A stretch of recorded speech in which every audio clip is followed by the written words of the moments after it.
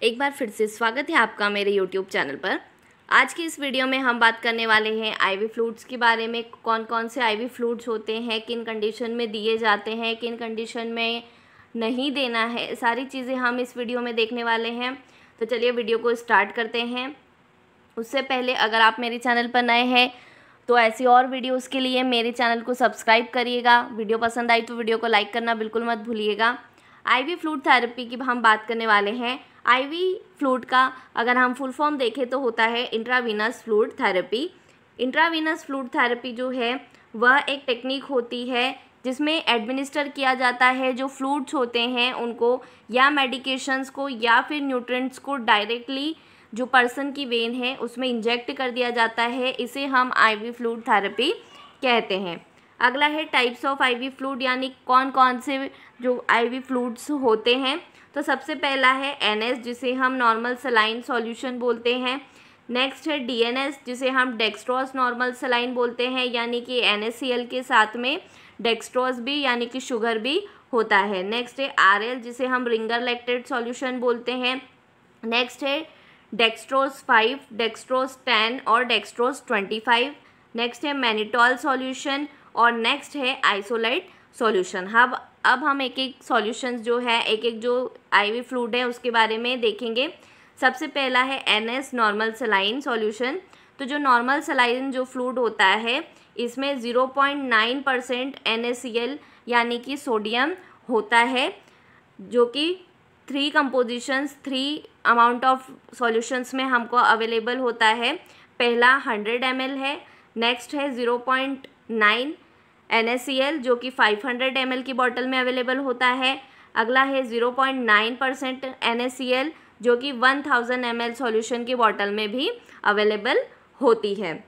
यह जो है NS जो है उसका यूज़ किन कंडीशंस में किया जाता है, तो डिहाइड्रेशन होने पर, यानी कि अगर जो पर्सन है या पेशेंट है जिसकी बॉडी से बहुत ही ज़्यादा जो फ्लूइड है उसका लॉस हो चुका है, उसकी बॉडी जो डिहाइड्रेट हो चुकी है ड्यू टू एनी कंडीशन, यानी कि nausea, vomiting, diarrhoea, accidental cause या किसी इंजरी के कारण, या प्रॉपरली जो है फूड इनटेक नहीं कर रहा है, किसी भी कंडीशन के कारण अगर पेशेंट को वीकनेस हो रही है, डिहाइड्रेशन हो रहा है, तो उस कंडीशन में एनएस जो है फ्लूइड को एडमिनिस्टर किया जाता है। अगला है वुंड वॉशिंग, यानी कि किसी भी वुंड की सर्जरी या वुंड की ड्रेसिंग करने के दौरान वुंड को जो है एनएस के द्वारा क्लीन किया जाता है। एनएस फ्लूइड से जो है वुंड को वॉश किया जाता है। नेक्स्ट है मेंटेन फ्लूइड बैलेंस, यानी बॉडी में अगर फ्लूइड का लॉस हो चुका है किसी भी कंडीशन की वजह से, तो उस बॉडी में जो फ्लूइड है उसको मेंटेन करने के लिए एनएस का यूज़ किया जाता है, एनएस एडमिनिस्टर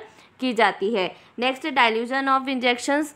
कई सारे एंटीबायोटिक इंजेक्शंस होते हैं, कई सारे इंजेक्शंस ऐसे होते हैं जिन्हें डाइल्यूट करना पड़ता है पाउडर फॉर्म में, जो कि अवेलेबल होते हैं। जिन्हें डाइल्यूट करने की ज़रूरत होती है उन्हें हम नॉर्मल सलाइन या एनएस से डाइल्यूट भी करते हैं। नेक्स्ट है कॉन्ट्रा इंडिकेशन, यानी कि नॉर्मल सलाइन जो कि एक सोडियम है जिसके अंदर सॉल्ट है, वो किसको नहीं देना है। तो जिन पेशेंट्स को हाइपरटेंशन की प्रॉब्लम है, यानी उनका बीपी जो है वो बहुत ज़्यादा बढ़ा हुआ है, उस कंडीशन में नॉर्मल सलाइन उनको एडमिनिस्टर नहीं करना है। नेक्स्ट है कार्डियक फेलियर। जिन पेशेंट्स है जो कि कार्डियक फेलियर से सफ़र कर रहे हैं, किडनी फेलियर से सफ़र कर रहे हैं, या उनका इंट्राक्रेनियल प्रेशर जो है वो बढ़ा हुआ है, उस कंडीशन में नॉर्मल सलाइन उन्हें एडमिनिस्टर नहीं करेंगे। नेक्स्ट जो हमारा जो फ्लूइड है वो है डीएनएस, जिसे हम डेक्सट्रोज नॉर्मल सलाइन बोलते हैं। डीएनएस जो है इसके अंदर 0.9% NaCl के साथ में 5 ग्राम जो है डेक्सट्रोज अवेलेबल होता है। मिक्स टू कंपोजिशन होता है जो कि 500 ml के सॉल्यूशन में, यानी 500 की बॉटल में हमें मार्केट में इजीली अवेलेबल होता है। अब हम देखेंगे कि डेक्सट्रोज को किस कंडीशन में यूज़ करना है, जो डीएनएस है उसे किस कंडीशन में देना है। तो डिहाइड्रेशन होने पर पेशेंट को डेक्सट्रोज दिया जाता है। हाइपोग्लाइसीमिया, यानी कि अगर पेशेंट का जो है बॉडी में जो शुगर का अमाउंट है वो काफ़ी कम हो गया है, हाइपोग्लाइसीमिया में अगर पेशेंट चले गया है, तो उस कंडीशन में भी डीएनएस एडमिनिस्टर करेंगे। इंसुलिन शॉक को ट्रीट करने के लिए भी डीएनएस का यूज़ किया जाता है। एक्सीडेंटल कंडीशन यानी कि एक्सीडेंट होने के कारण बॉडी से ब्लड लॉस हुआ है, फ्लूइड लॉस हुआ है, उसको रिकवर करने के लिए भी डीएनएस जो है सॉल्यूशन एडमिनिस्टर करते हैं। डायरिया, नोज़िया, वॉमिटिंग, ऐसी सीवियर डायरिया है या सीवियर वॉमिटिंग होने के कारण बॉडी से फ्लूइड लॉस हो गया है, पेशेंट को काफ़ी वीकनेस हो गई है, इलेक्ट्रोलाइट इम्बैलेंस हो गया है बॉडी में, उस कंडीशन में भी पेशेंट को डीएनएस एडमिनिस्टर की जाती है। अगली जो हमारा फ्लूइड है वो है डेक्सट्रोज। हमने प्रीवियस जो देखा वो डीएनएस था, उसमें जो है NaCl भी जो है 0.9% जो था वो मिक्स्ड था, लेकिन यहाँ पर जो है वो डेक्सट्रोज है, जो कि सिर्फ और सिर्फ हमें इसमें डेक्सट्रोज यानी कि शुगर अमाउंट ही देखने को मिलेगा सॉल्यूशन के साथ में। तो यहाँ पर D5, D10 और D25 तीन जो है कंपोजिशंस में हमें यह अवेलेबल होता है। पहला है जो D5 जिसमें 5 ग्राम डेक्सट्रोज होता है 100 ml की जो बॉटल होती है उसमें। नेक्स्ट D10, इसमें 10 ग्राम डेक्सट्रोज होता है 100 ml की बॉटल में। नेक्स्ट D25 यानी कि 25 ग्राम जो है डेक्सट्रोज यानी कि शुगर होती है 100 ml की बॉटल में। अब हम देखेंगे इसका यूज़ किन कंडीशंस में किया जाता है। तो इसका ज़्यादातर जो यूज़ है वो हाइपोग्लाइसीमिया को ट्रीट करने के लिए यूज़ किया जाता है। इसे डिहाइड्रेशन और हाइपोटेंशन में भी यूज़ करते हैं। नेक्स्ट जो हमारी फ्लूइड है वो है RL यानी कि रिंगर लैक्टेट। रिंगर लैक्टेट जो सॉल्यूशन होता है इसमें सोडियम, क्लोराइड, पोटेशियम, कैल्शियम और लैक्टेट, ये सारे चीज़ों को क्या किया जाता है, मिक्स कर दिया जाता है, यानी कि इसके अंदर ये सारे कंपोजिशंस जो है हमें एक ही बॉटल के अंदर अवेलेबल होते हैं।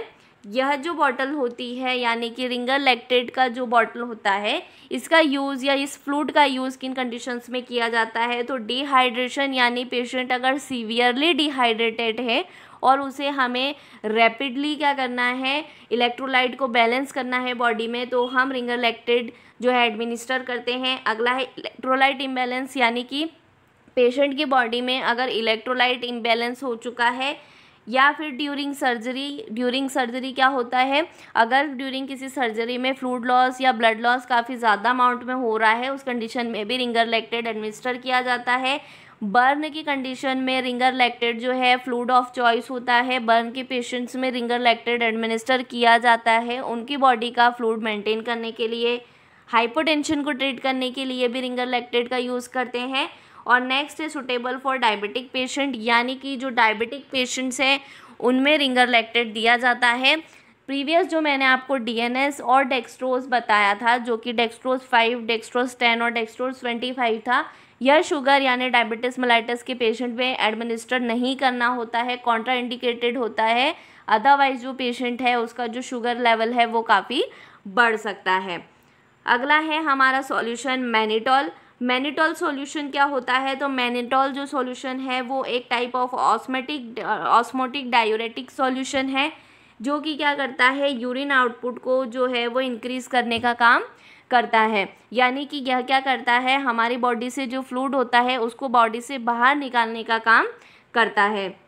इसका अगर हम कंपोजिशन देखें तो 200 ग्राम जो है 200 ग्राम मैनिटॉल जो है वो हमें 100 ml के सॉल्यूशन में अवेलेबल होती है। यानी कि 100 ml की जो बॉटल है उसमें 200 ग्राम मैनिटॉल जो है वो होता है। अगला हम देखेंगे मैनिटॉल जो है फ्लूइड, उसका यूज़ किन कंडीशंस में किया जाता है, तो इंक्रीज यूरिनेशन यानी कि यूरिन आउटपुट को बढ़ाने के लिए मैनिटॉल का यूज़ किया जाता है।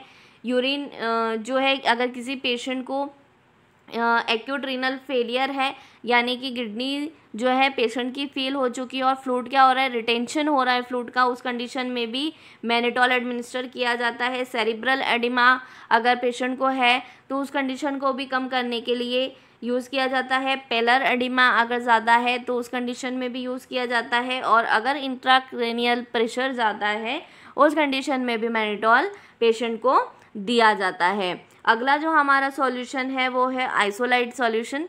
आइसोलाइट सॉल्यूशन एक टाइप का सॉल्यूशन होता है जिसको मेनली बच्चों में यूज़ किया जाता है। अगर हम इसके कंपोजिशन की बात करें तो इसमें 100 ml जो है कंपोजिशन के अंदर हमें डेक्सट्रोज 5% मिलता है, सोडियम एसीटेट 0.23% होता है, पोटेशियम क्लोराइड अगर हम देखें तो 0.13% होता है, मैग्नीशियम क्लोराइड जो है वो 0.31% इसके अंदर अवेलेबल होता है। अब इसका अगर हम यूज़ देखें किन कंडीशंस में इसका यूज़ किया जाता है, तो अडल्ट और पीडियाट्रिक्स दोनों पेशेंट्स में इसका यूज़ कर सकते हैं।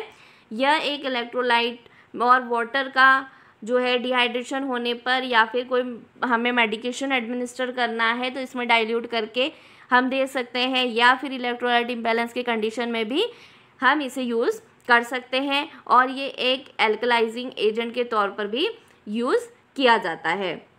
मुझे उम्मीद है आपको सॉल्यूशंस जो आईवी फ्लूइड्स थे उनकी वीडियो जो यह थी वो समझ आई होगी, पसंद आई होगी। ऐसे और वीडियोस के लिए चैनल को सब्सक्राइब करिएगा, और वीडियो पसंद आई हो तो वीडियो को लाइक करना बिल्कुल मत भूलिएगा। Thank you.